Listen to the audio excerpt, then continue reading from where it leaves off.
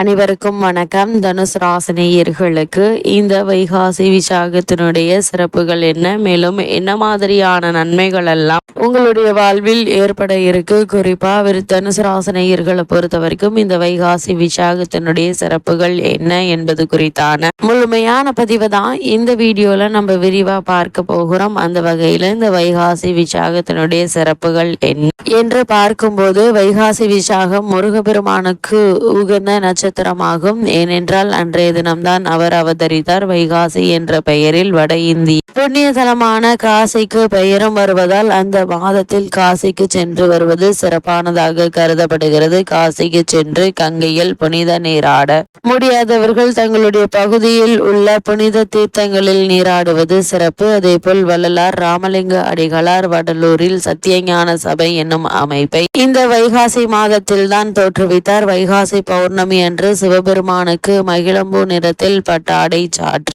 108 பத்மராக கற்களால் ஆன மாலை அணிவித்து எல் சாதம் நிவேத்தியம் செய்து வழிபட்டால் பாவங்கள் நீங்கும் என்பது நம்பிக்கை. சென்னை திருமுல்லை வாயிலில் உள்ள மாசிலாமணீஸ்வரர் கோவிலில் வைகாசி பௌர்ணமி அன்று இறைவனும் இறைவியும் லிங்கத்தில் ஐக்கியமாகும் விழா மிகச் சிறப்பாக கொண்டாடப்படுகிறது. தென் மாவட்டங்களில் உள்ள பெரும்பாலான அம்மன் கோவில்களில் இந்த வைகாசி மாதத்தில் தான் கொடை விழாக்கள் நடைபெறுகின்றன. ஈஸ்வாகு வம்சத்திற்குரிய நட்சத்திரமாக இருப்பதால் விசாகம் அமைந்துள்ள கோள் நிலையில் ராம ராவண யுத்தம் நடந்ததாக ராமாயணம் கூறுகிறது.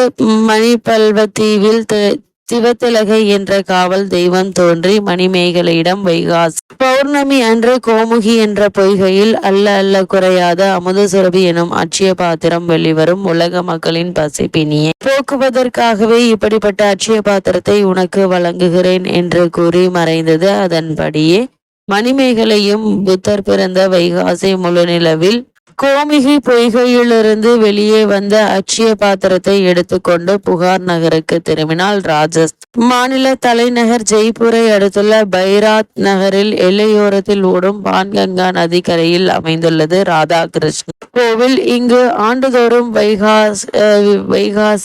வைகாசி பௌர்ணமி நாளில் பான்கா விழா நடக்கிறது. இந்த நாளில் நாடு முழுவதிலுமிருந்து ஆயிரக்கணக்கான பக்தர்கள் வந்து பான்கங்கா நதியில் நீராடி பூஜைகளும் யாகங்களும் செய்து ராதாகிருஷ்ணனை வழிபடுவார்கள். தெய்வங்கள் மற்றும் மகான்களின் அவதார தொடர்புடன் கூடிய நட்சத்திரங்கள் மிகவும் சிறப்பாக கருதப்படுகின்றன. அவ்வகை வைகாசி விசாகம் பலராலும் பல தெய்வங்களுக்குரியதாகவும் கொண்டாடப்படுகிறது. பழனி, திருச்செந்தூர், சுவாமிமலை போன்ற முருகன் திருத்தலங்களில் வைகாசி விசாகம் சிறப்பாக கொண்டாடப்படுகிறது.